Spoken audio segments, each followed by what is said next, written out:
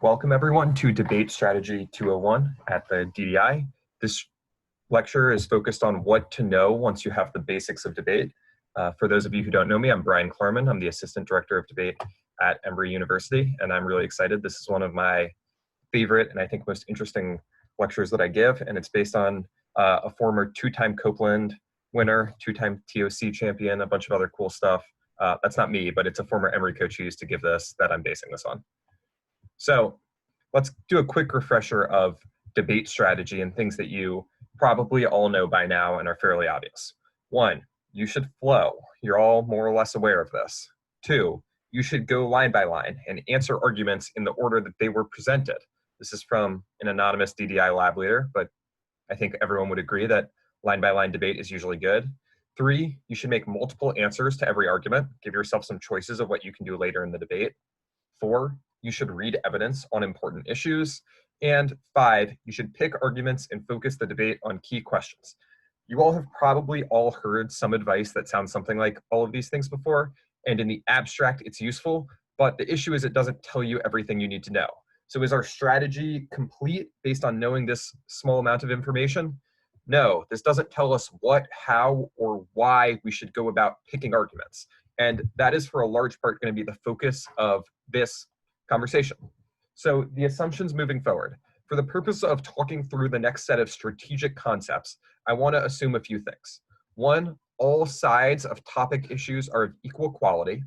2, all arguments are of equal quality. And 3, the case has about 2 advantages. The one in C is like 4 to 5 off. They're mostly DAs or critiques or counterplans with net benefits that require a good amount of time to be put on them. Why am I making all of these assumptions to start with? It's because I'm concerned about the structure of argument. And once we get this figured out, we can always adapt what we're saying. But if we don't start then with like some of these baseline assumptions, we're never going to be able to move forward with our conversation. But, and I know what you're all thinking, this is totally false. Not everything is equal. I don't super care. We're going to go back and correct for the fact that content is different at the end, but it's easier to lay out some baseline strategy concepts, assuming that arguments are of equal quality. So the premise for my argument here is going to be that debate is a skill game. And skill games work as follows. You have a basic unit that you are given, and the best game player is the one to use this unit most efficiently. Players might start with the same amount, but different structures of this unit, and the rules of the game attempt to equalize this unit through something called play testing. The question is, what is the basic unit that we are given in debate that we are trying to use as efficiently as possible? And this is an open question. If anyone thinks they have an answer, just feel free to unmute yourself and scream it out. The speech. Yeah, the basic unit that we have is speech. And in other words, that is time. So we are each side and each debater given the same amount of speech time, and our goal is to maximize how efficiently we use that time. So, let's look at time in a debate. This should look very familiar to you. The 1AC is 8 minutes, the 1NC is 8 minutes, the 2AC is 8 minutes, the neg has the 2NC/1NR squished together that we call the negative block, then the 1AR, 2NR, 2AR. So like in theory, everyone should be perfectly equal, the game should be perfectly fair, and just like whoever debates better should win, right? Here is the thesis claim that I'm going to put forward. Our playtesting has failed pretty bad, and the affirmative should always win if both teams play the game optimally. Now, the question that I ask is why? And the answer is that whoever spends more time on relevant issues, if it is true that all issues are of equal quality, should end up winning the debate. And the key strategic questions for debate then are when and how to make a bunch of arguments. And here I'm going to have 2 concepts that I'm going to introduce to you all. There's the concept of horizontal proliferation, which is making a lot of arguments, a breadth of arguments. And then there's the idea of vertical proliferation, which is choosing one thing and saying, here are 25 warrants for why it is true. The second thing is you need to think about how do you justify and predict when people are going to proliferate vertically and go really in depth on something.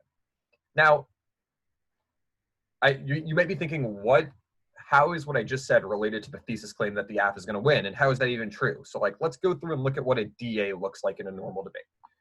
The time looks something like this. The 1 and C, let's say they read 4 DAs, they spend a minute on each one, and then they spend 2 minutes on each case advantage. So the 1 and C puts a minute on the DA. The 2AC gets through case in like, I don't know, somewhere between 1 and 2 minutes. They spend 130 on every DA, so they cover. The block is like the 1 and R will be the DA, and that gives the 1AR about 2 minutes and 15 seconds to answer it.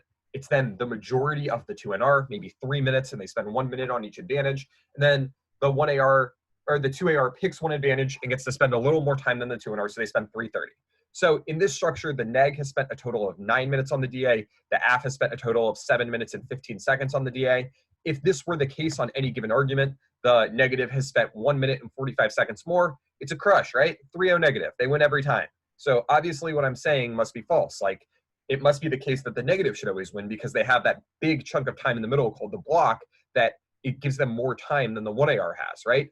So what went wrong here is that the AF misused time. It's not actually the case that the affirmative should be ahead on time, or that the affirmative should be behind on time, but they've used it wrong. Now, I'm not saying they've used it wrong insofar as any given speech here should have allocated more time to the disad.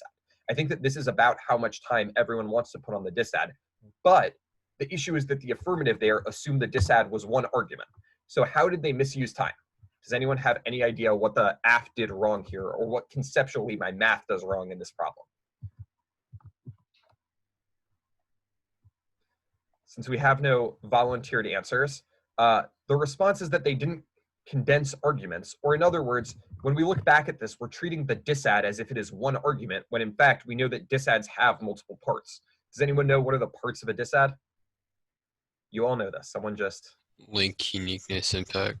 Right. So if we break it down a little bit, let's look at a correctly identified disad.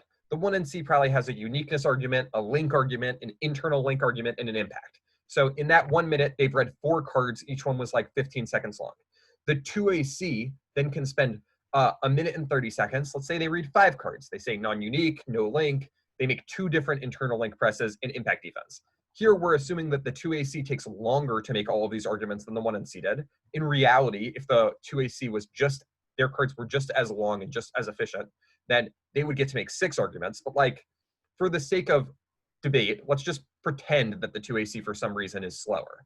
The block is then like, okay, well, we'll spend a minute on each argument in the 2AC. So they've spent 1:15 on every relevant argument. But here's the issue. The 1AR, if they can pick, chooses 2 arguments of the 5 that were in the 2AC, right? And this means that the 1AR should actually get to spend more time on the relevant argument that they go for than the block did. So after the 1AR, if we just cut off the time right there, so don't look at the 2NR, don't look at the 2AR, the affirmative has already spent 10 more seconds on the relevant argument than the negative has. And that's almost a full card if we think about it. And this is going to be a big issue because it means that the 1AR, after the block, the AF should be ahead. And it only gets worse because if there are 2 arguments, then the 2NR has to cover both of them in 3 minutes. So they can spend a minute and 30 seconds per argument. And then the 2AR, like a pro, picks 1 argument and spends 3 minutes and 30 seconds there. So now we can look at these time split ups in 2 ways. On the disad, we could say that the negative has spent 9 minutes, whereas the affirmative has spent 7 minutes. And that's good for the negative, right? But in reality, the affirmative is only going for 1 argument on that disad. And on that 1 argument, they spent 330 plus 107 plus 118, so 455. And the negative spent 245. That is a crush for the affirmative. They've spent over 2 minutes more on the disad. And again, like I said, even if you discount the 2NR and 2AR, because there's a huge time trade-off there, it's still the case that the affirmative has spent more time. So not only should they have more arguments and evidence before the 2NR and 2AR start, they should also have a more direct time to do evidence comparison during the 2AR, time to go through every card the 2NR referenced and make more explicit comparisons about things that might be small and might be what we consider time or tiebreakers. And that can be a really big issue because it means after the 2AR, on every relevant argument, the affirmative should be winning the debate. And that usually means that they'll win the debate. Now, one thing you all might be wondering is like, where do all of these random numbers come from about time? I know you're thinking, it's just like, I just made these things up because I want to prove the point that being neg is hard because I'm just like a 2N who has issues about the fact that I didn't win enough debates, which is true, but that's not where I came up with these numbers. Let's assume on average, and this isn't always true, but this was I would say, near universal when I debated. It's still often true, but not always true. The 1AC has 2 advantages. So they spend like 4 minutes on each one. The 1NC has like 4 to 5 disads, and then they go to the case. So you probably spend like a minute per disad in the 1NC, and then spend like around 2 minutes per advantage. Obviously, if you read 5 disads and each one was a minute long, you couldn't spend 2 minutes per advantage, but whatever. I'm willing to be a little bit more flexible with how much time the negative has, because I really don't think it matters, even if you assume they have an extra minute of the 1NC. The 2AC then spends about a minute on case, and depending on how many off it is, they're going to spend between 124 and 145 per disad. For all of the assumptions I made before, I assumed that they were spending 130, which is on the lower end of the amount of time. But if someone read 5 off, you would only have 125 per off. Presumably, you would get through case a little faster. If they read 4 off, you would have 145 per disad, which is a lot of time. The block then is going to choose some arguments on the case. They're going to spend about 130 on each advantage and 5 minutes per disad. This should be somewhat normal for you all because you're used to the concept that the 1NR would be a disad for 5 minutes. That is a very, very, very common thing. In college, sometimes it would be 6 minutes, and just like the 1NR is one piece of paper. And then as a result, the 1AR is going to spend between 30 seconds and a minute on the case and 2 minutes to 2:15 per disadvantage. And this is kind of the structure that often ends up playing out in a debate anyway. So it's worth knowing. Importantly, you'll notice that both in the 2AC and the 1AR, you have to be pretty efficient on the case, or else things are going to go very poorly because you're not going to get that time allocation you need elsewhere. Now, the other thing that you might be saying is like, all of this is complete nonsense because I've forgotten about the case. In other words, it's like, while the affirmative is getting this positive time trade-off in the 1AR and the 2AR on the disad because they're spending more time there. Maybe they're just spending more time there because I forgot that they get, they have to defend their case. But even here, it's not really the case. The 1AC is spending 4 minutes per advantage, right? The 1NC is then spending 2 minutes. So after the 1AC and 1NC, the AF has spent twice as much time there. And this lays the base for the AF being pretty shallow and extending most arguments in less than 4 or 5 words in the 2AC and 1AR. Because what they can do in the 2AC is they can quickly just say, they say blank, here are 3 warrants. They say blank, here are 3 warrants, because they've already read all of their evidence. Then the block spends 130 on each advantage because they want to extend 2 DAs. And the 1AR, honestly, can get through these pretty quickly because, again, they have this huge evidence base earlier on. So if they spend 20 seconds per advantage and the 2NR spends 1 minute per advantage, the 1AR then picks one of the 2 advantages, spends 130 there. And as we see with the math on the right, the affirmative ends up spending way more time on the advantage and, as we saw earlier, way more time on the relevant argument on the disad. So the affirmative should win, right? Now, I know some of you are going to be like, wait. We have some double standard here because you're talking about the case as one argument, but we're talking about the DA in its component pieces. So fine, let's look at the correctly debated case because I don't think it's going to make that big of a difference. The AF reads an advantage that has like, I don't know, let's say 4 arguments in it. Each one they spend a minute on. Uniqueness, link, internal link, impact. The 1NC makes 5 presses. Each one they spend 25 seconds on. This should sound familiar because it's very similar to what we did with the 1NC 2AC earlier. Then the 2AC spends 6 seconds on each of those arguments. So that's massive efficiency. They have to get there and be very, very, very quick. But if the block then picks 2 arguments and spends 45 seconds on them, the 1AR spends 10 seconds on each of those. The 2NR spends a minute on 1 argument on the advantage. Then the 2AR gets to, again, consolidate to 1 advantage, spend 130 there. And we'll notice in reality, this means that the AF is spending 2 minutes and about 45 seconds on the relevant portion of the debate. The neg is spending 210. And again, we will notice even before the 2NR and 2AR, which is a massive time trade-off that benefits the affirmative is still ahead in the debate, right? Even if you subtract 130 from this, the AF is ahead by 6 seconds when you subtract the numbers from the 2NR and 2AR. So what ends up happening, as you'll notice, is on both the case and the DA, the affirmative needs to be ahead on time on everything after the 1AR, but it's very possible, which is something that is terrifying for the negative. Now, this leads to some takes. My cold take is like, or the cold take is like, the affirmative wins the debate because of the 2AR. If we scooch back to this last page, you'll notice in every time the 2AR is spending way more time on stuff than the 2NR, so it always ends up creating an advantage. It was even more aggressive of an advantage when we look back at some of the other ones where, the 2NR is spending like 3 minutes on something that the 2AR can spend 4 minutes on. But the hot take that a lot of people make is that the 1AR is actually good. So like, as we notice in all of these things, the 1AR ended up ahead of time after the block. So if you look at any of these graphs that we've made post 1AR, the app is actually winning the debate in terms of time and in terms of evidence read somewhere. But the literal unstoppably hot take is that the block actually helps the affirmative. How could it possibly be the case that the block helps the affirmative? The reason why is because the block is when the negative consolidates and the affirmative gets to consolidate later than them. So after the block, the app should always be in an advantageous point because they get to make decisions. Whoever gets to make the last decision is always advantaged in debate because it means that they have the speech that's not broken up. So the structure of the block, which we all think of as helping the negative because they get all of this time, actually does not really help the negative because the 1AR gets to pick afterwards. These are all different ways of saying that the AF picks and they speak later, which is key because they have these pivotal speeches where they can totally change the focus of the debate.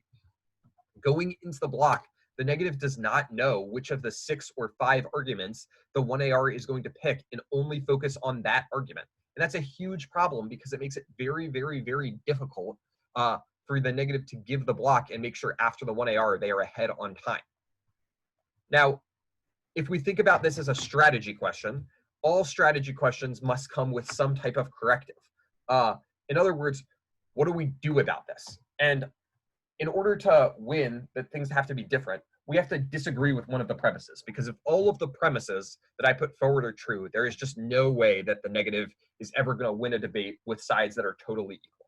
So the presumptions that I put forward were: 1, that all sides of topic issues are of equal quality; 2, that all arguments are of equal quality; and 3, the case has 2 advantages. The 1NC has 4 to 5 disadds. And that's what happens in most of these 1NCs. Are sides/arguments equal? This is a big question. My claim is going to be no. I'm going to give you some different ways to split up arguments. These are not like, here is a set of arguments that fall into this metric, but just ways of thinking about things in terms of some arguments are very good, some arguments are very bad. If you haven't determined when you've written a file how good the arguments that answer your off-case position are, then your file is not very good. So like when you rate a disad, it should say, here are the good arguments, here are the bad arguments, here are the okay arguments, etc. Because if you don't know that, then you don't know how you're going to spend time in the block, and it's going to be very, very, very difficult to deal with the 1AR that's going to get to outtime you. So here's my schema. There are A/A plus arguments. I'm using these gradings because you're probably used to getting grades like this in school. An A argument means usually if the team that's making this argument equals you on time, you're going to lose. Usually you need to crush these arguments. Sometimes it can be the case that you spend more than a minute more or 2 minutes more than the other team on an argument that's really, really good, and you still lose the debate because they're just factually correct. And sometimes being right is more important than arguing a thing. That means that when you hear an argument that's like, God, this thing is so true, I don't know what I'm going to do about it, you have to spend a lot of time there. Sometimes they'll make an argument in the 2AC that takes them 30 or 40 seconds to make, and you'll spend 3 minutes of the block answering that one argument. That is okay because you're making a strategic choice about how to move forward. But it must be premised on the idea that the argument they're making is really good. B arguments, sometimes there are arguments that are like, you need to equal them in time by the end of the debate, nothing more and nothing less. Now, we should remember, in order to equal them in time by the end of the debate, that means that if they spend 15 seconds on something in the 2AC, you might need to spend a minute on it in the block. It doesn't mean that the block needs to equal the 2AC argument, but it means that by the end of the debate, when you map everything out, if they consolidate to just that argument, you need the ability to spend as much time as they did on it. C arguments are arguments that you need to answer, but honestly, not longer than they were made. So like, it takes them 15 seconds to read it. It takes you 15 seconds to answer it in the block. These arguments are pretty bad, and if we were thinking about 2AC strategy, we wouldn't want to make them. Maybe it's like they make answer to your disad that's not very good, but it needs a carded response. That is somewhat common, especially if you think about like politics, elections, etc. DAs where there are just like a lot of arguments that the other team can make, but a lot of those arguments are pretty silly. And then there are D arguments. They're like, you need to acknowledge that they were made, but maybe not more than that. So like people say intrinsicness is bad. You're like, intrinsicness is good. You make it impossible to be neg because the F's a moving target. Okay, next page. They say severance is good, etc. You have quick analytic explanations of how you beat them, but usually these D arguments don't take you longer than 5 or 6 seconds to make. Now, from the affirmative strategy perspective, if the negative block can just match the 2AC time on any argument or spend less than it, so if it's a C or D argument, it's not very good for the affirmative to make. Maybe you want to make like one of these arguments as a flow test to make sure your opponents know what's going on. Maybe you have some trick and some reason that you're putting them out there. But in general, they're not arguments that people are super into, because if the block is equaling you in time and then you're not extending it in the 1AR, that's very bad. Remember that with a B argument, if it takes you like 18 seconds to make in the 2AC, the block is spending like a full minute on it, and they're still a little scared that you could outtime them, right? So for these C and D arguments, we usually avoid them. Occasionally, we make them. Let's think about what this means. It means that being correct is actually a very important part of strategy that is way underrated. Knowing what you are talking about, having prepared the topic, having thought about your arguments, having spent all this time in lab that we do going over affirmatives, counterplans, potential answers, etc., is useful because being right matters. And there's no way around the fact that's like, the more correct you are, the less time it takes you to make an argument. And if you can save yourself time, that really, really, really helps. Now, this doesn't mean that every argument you make has to be factually right, but if you're saying something that is blatantly not true, it is likely going to be much, much, much easier for the other team to answer it. Let's have an example. Let's say that 2AC makes 5 arguments that are all A and B arguments. If an A argument is like it takes the 2AC 18 seconds to say and it takes the block over a minute to answer, and a B argument is like it takes 18 seconds to say and it takes the block exactly a minute to answer it, this is a huge problem for the negative. It's huge. The AF is always going to win the debate because even in 5 minutes, you couldn't cover these 5 arguments. So it totally messes up our schema of how it is we think that the block is going to happen. It means maybe the negative only has one DA that exists in the block, which means the 1AR gets to spend maybe 4 minutes on it. It just creates huge, huge, huge issues. Now let's create a counterexample. Let's say the 2AC makes 5 arguments, but only one of them is A or B, and everything else is really shallow. So they make 4 C arguments. They take the 2AC 18 seconds to say, and they take the block 18 seconds to answer. Well, the issue here is that that means that if this DA is extended in the 1 and R, you could spend 1 minute answering 4 arguments, So like you have 4 minutes of your speech to answer the one good argument that they have made. And that's also great for the negative and a huge issue for the affirmative, because it means after the block, the affirmative is either going to choose to be way ahead on time on some arguments that are pretty bad, which they don't want because then they don't have a good argument to go for, or they're going to be like 2 minutes behind on an argument that's very good, but they'll be playing backup the whole time. So like I was saying, the block could spend under 20 seconds on 4 arguments, 4 minutes on the good argument. That's yikes for the affirmative because there's no good 1AR choice to make. There's no good 1AR choice to make. And this symbolizes something about the 1AR, which is about both the 1AR and the 2AC, which is that these speeches are connected because the 2AC's job is to set up the 1AR, the 1AR's job is to set up the 2AR. So this is not a good 2AC. In other words, it's not good to proliferate arguments that are just useless in the 2AC because it doesn't actually help you unless the block really messes up. Now, the other assumption that we made is like the 2AC is 2 advantage, the 1 and C is 4 or 5 off. Is this always the case? Does it help to read less off in the 1 and C? Does that change the strategy in a way that is useful? You have all probably heard of one-off debaters who are like, we're going to read 1K, or we have one disad, or we have just a uniqueness counterplan and a DA that basically is a link turn to your AF. What's the reason that people do this? Well, one thing is it removes choice. So if the issue for the negative is that the 1AR gets to pick, and you have one critique that just fundamentally clashes with the core concept of the AF, and there are only 2 or 3 or 1 answer that they can make to this, then it is useful insofar as no one can condense the debate. This doesn't mean that the negative is going to be ahead on any time thing at the end of the debate. And in fact, even if there are 2 or 3 answers and the affirmative gets to pick which one they focus on, the affirmative should end up ahead, but it limits how much behind you are, and it limits what choices the other team can make, which may or may not be useful. So there is a strategic reason that a bunch of people make one-off strategies. And it's not just because like they don't want to cut more cards or whatever. It's because sometimes it makes sense because you get to dictate that teams do not condense, or that there's only so much condensing that can happen. it's usually not great to have a one-off strategy if there are 45 arguments the 2AC can make to it, which is why we normally see it with critiques that have just a central thesis claim that you disagree about, or disads that are just in their core the opposite argument of your affirmative. So if you think about military topics, some of you all debated the arms sales topic last year. If your affirmative was like, we need to stop defending Taiwan because we need to appease China, the deterrence disad that's just like, actually, we shouldn't appease China, could be read almost in a one-off structure because there's only one real clash that you all are having in the debate. So it really prevents consolidation of arguments later on. The other question would be, does more off help? Do we want to be reading 12 off in the 1NC? The answer here is sometimes. If you can read 12 off and every one of your 12 off is really, really good, I could see the world in which that helps. You're going to have issues that your off case are going to have to be highlighted so much down that they might not end up making any arguments, and or that you're going to lose a bunch of time for case defense, which could also be a problem. But if each one of these is good, it could be useful to have more off, maybe 6, maybe 7, I don't know. But this also only works if each off case position is good enough to demand that it gets 1.5 times as much time to answer as it did to make. And we'll notice earlier on when we said 4 or 5 off, we assumed that that was the case. Each off took a minute, they took a minute 30 to answer. And the reason why is because you need that 2AC positive time trade-off. If you have a disad that's really bad, that just makes no sense, and the 2AC can make 4 analytics to answer it, that is bad for you. It can hurt you if you can't go for it. Things will collapse quickly because the 2AC can just go, this is silly, here's 3 analytics, next page. And you're like, great, I can't go for this off case. And it's actually way worse than if you just stuck to the things that you could go for that are good.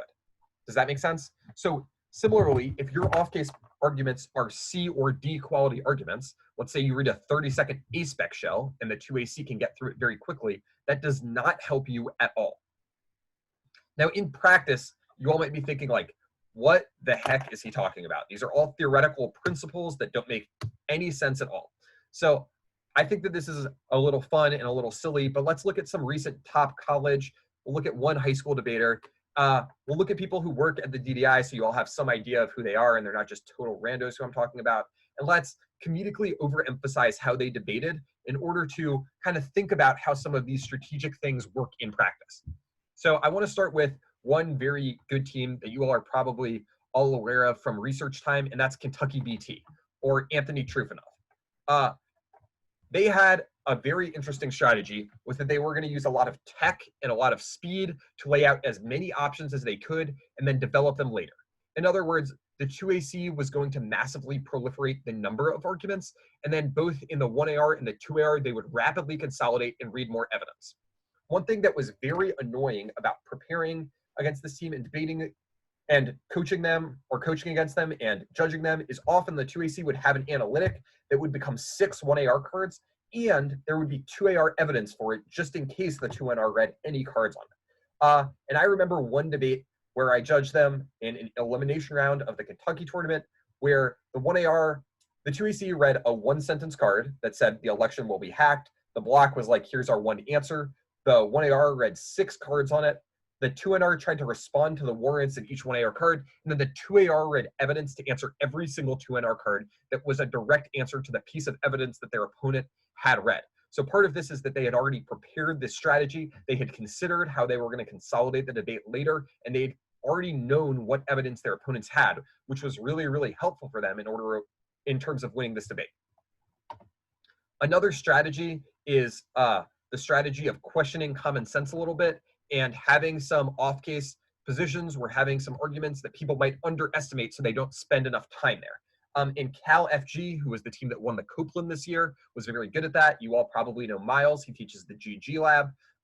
And one of the things that they often did was take arguments that people just assumed were so bad and then prep them enough to make them better.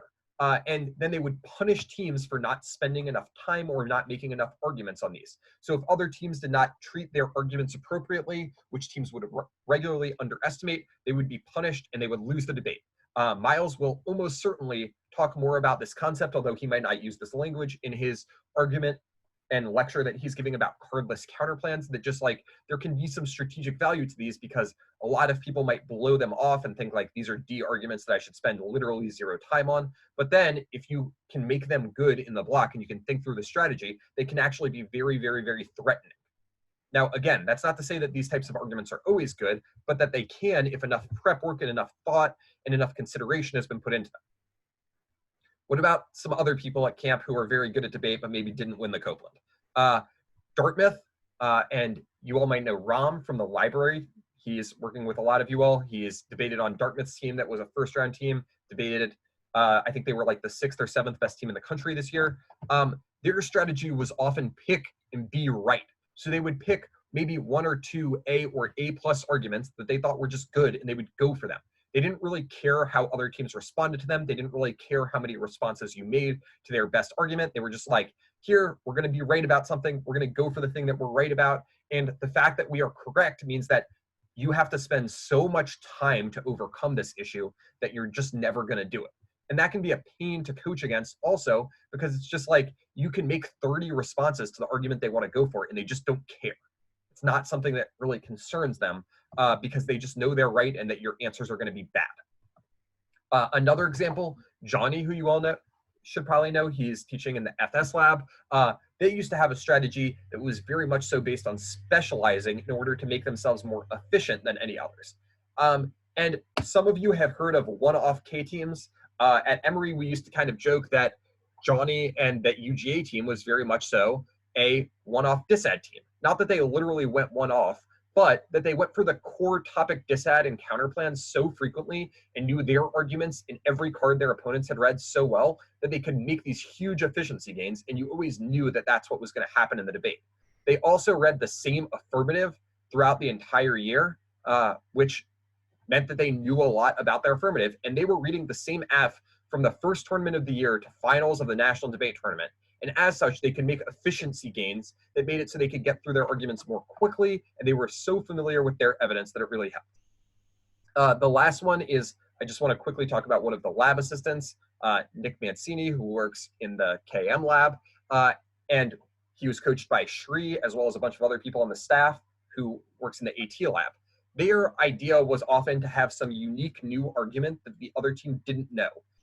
This is the only high school team I have on here. And it's because I don't really know that much about high school debate, but their specialty was basically always having new versions against everyone and always reading unique arguments. And in so, they would create these huge knowledge disparities where the 1NC and 2AC just couldn't have a variety of arguments against them. So they would prevent argument choice by just knowing more about what they were saying and making what they were saying so unique that it kind of would throw other people. And this is one of the reasons why at times new arguments can end up being very strategic. Obviously, if your new arguments are just really bad, they don't end up playing out, which is why this team did not win all of their debates, but often the strategy was successful. Now, what's in common to all of the strategies that we've talked about? Because I think it's worth considering. It's not as if all of these debaters debated the same way, but they hold some core tenets of strategy through what they do. One, they always have preparation advantages. They've always thought about where the debate is going to go. They've always planned out, here is this speech, this speech, this speech. Here's all the evidence that I need. Here's everything that I need if I want to win my debate. Two, they have identification of argument strength.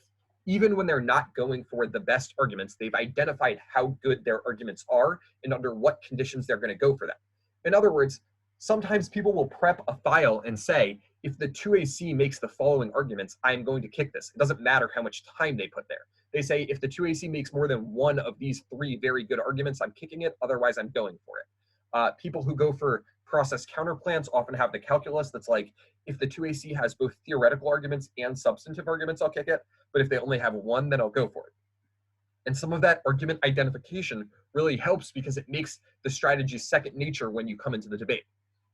3 is that all of these people practice speed and efficiency gains. One thing that you all might not know is most of the debaters we talked about are pretty quick. The ones who are not quick are very efficient in getting through arguments, which really helps take advantage of the fact that time exists.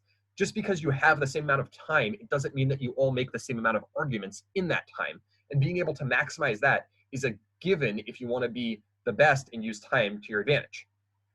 4th is that they all determine how they're going to use time throughout the debate before the debate happens. And this is very similar to what we were talking about preparation and identification of argument strengths. For example, each speech and cross-ex stem only matters insofar as it sets up the 2NR and 2AR. A lot of you may get bogged down in having cross-exes about things that are not relevant for your last speech, about making nitpicky arguments in the 2AC that are never going to be extended. It does not happen with any of these debaters because they understand that the whole debate is about these last two speeches. And lastly, that means that all affirmative and neg writing starts with these last speeches. They don't write an affirmative saying, what's my 2AC? They write the affirmative saying, what's my 2AR? And that is really helpful. And similarly, when they write a negative position, they say, okay, to win this DA, I'm going to have to read 7 cards on this link argument or to answer this 1 2AC response. So if I can't find those cards, I'm not putting together the rest of this dissad, which is a good way of using their prep time to be efficient in terms of like, you know, you still have a finite amount of time outside of debate tournaments, but also in making sure that when they go into a tournament, they're ready to go. Now, the question is, how do you stop these teams? Like, do any of these teams ever lose debates? Were they all just undefeated every year? And obviously not. Sometimes, and this is rare, you can have some new specific, thoroughly prepared and academically backed strategy that can throw off many of these concepts. So we might notice that we could kind of break some of these concepts into core ideas. One is like they have a lot of answers, or they have a lot of answers that they have thought more about than you, which is what a lot of the truth and mile strategy was based on. 2 is that they have the more correct answers because they just know more about their thing, which is a lot of what Dartmouth and UGA or Ram and Johnny did. And lastly, they have a lot of responses that you haven't considered. But if you know everything about the thing that you are talking about and they don't, you can often throw many of these things off because they don't know enough to have multiple answers. They don't know what the correct answer is, and they don't have responses that you haven't considered. Sometimes you can strategize for your specific opponent. If they go for an argument set, but they do them well, you can maybe think about how you're going to structure your arguments to respond. If they always say new, you have to predict the direction which they're going, which can be very, very difficult. So is my claim that you should just always read new things? No. The takeaway from this should not be new arguments always win. These teams have usually thought through the strengths and weaknesses of their arguments. They try to predict arguments and responses, and they have reasons for not maybe predicting an argument, aka like, this argument is so nonsensical that it doesn't even matter. We can beat it with analytics. As such, if you want to have new strategies, you often need something specific in quality if you're going to win. And just breaking something new for the sake of new is not going to get it done at the top levels of debate.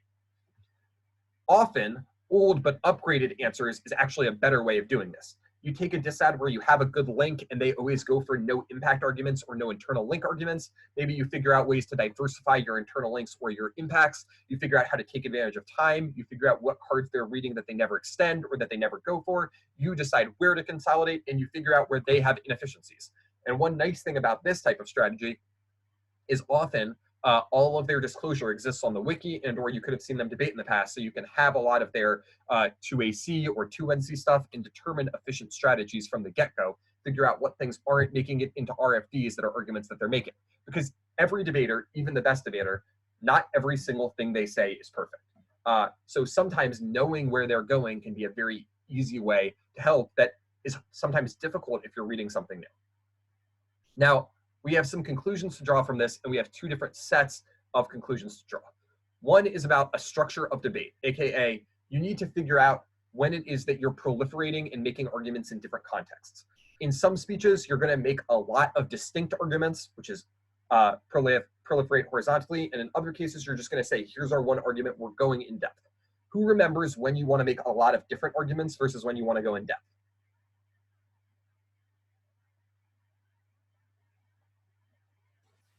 Like you make a lot of arguments in the 2AC, and then you go in depth on like the 2NR and like the 2AR. Right, you want to proliferate with a lot of arguments early on, and then later on you want to try to proliferate vertically and go in depth. Importantly, and I think that we should all consider this because I think that this is a mistake that a lot of people make. If you cannot proliferate vertically with an argument, that argument is bad.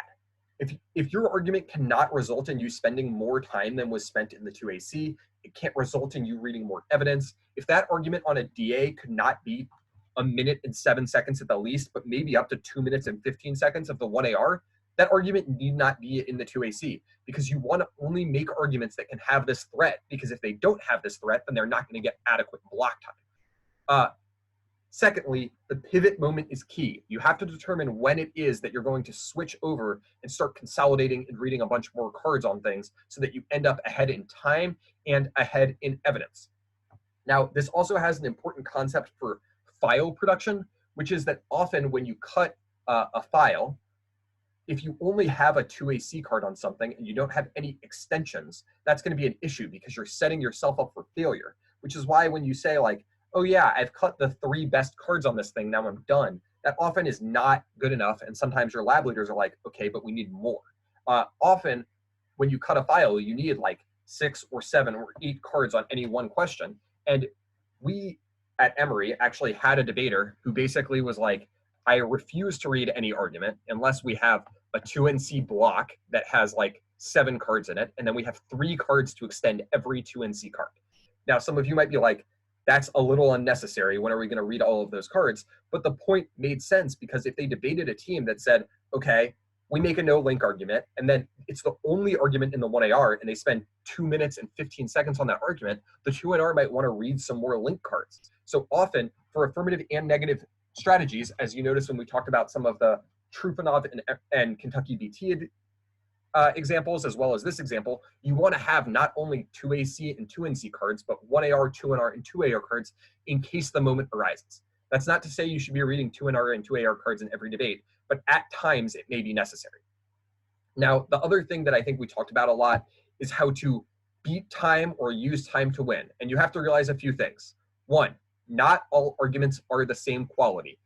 You need to decide before the debate starts what arguments you have that are good and what arguments are not good. Now, you need to determine how good they are. If an argument is bad, it should not make it into the 1AC, 1NC, 2AC, etc. If an argument is like good, but it's not your best one, you need to realize that. That's not to say you can't go for your second best argument, but it is to say you have to think about this in terms of how good are our arguments, thus we understand what responses warrant us extending or kicking this argument. 2, and I think I mentioned this a lot, preparation is key. You have to think about where you're going and eliminate bad arguments before you put them out there. Now, in our squad rooms, in our labs, it might be worth throwing out, here are a bunch of arguments. And then your lab leaders, your other labbies that you're paying attention to whenever they ask questions will say, here are some responses. And then you as a lab might make some judgments about quality, and you as an individual may make some judgments about quality. But this is a reason that it is important to listen to comments that everyone gives, listen to feedback you get from judges, listen to answers you get from other teams, and determine how good arguments are. And lastly, quick communication helps. No matter who you are, you can be faster and you can be more efficient. We can all be doing speaking drills, and it is useful because if nothing else, being able to make more arguments quickly will always help us put forward some more of our good arguments and make sure that when we have 5, 6, 7, 8 cards on some argument, we can read them all between the 2AC and the 1AR. Because ideally, and I can't stress this enough, ideally, at the end of the debate, there will be one core argument that is being made on the disad and one core argument that is made on the case, right? The affirmative will consolidate to one advantage, the negative will consolidate to one off-case position, disad or critique, whatever, and there will be one argument that ends up mattering for the RFD on each one of those. And ideally, if you want to win the debate, you will have spent more time, you will have read more evidence, you will have made more arguments on that core claim. And that's kind of the thesis put forward by this lecture. It's like, in order to win a debate, you want to get to talk more about the thing that is important. If the other team gets to talk more about the thing that is important, that's going to stink, because if you're both have the best arguments, which hopefully after a lot of preparation you both will, then whoever gets to explain it more should win the debate. Cool. That is the entirety of our lecture.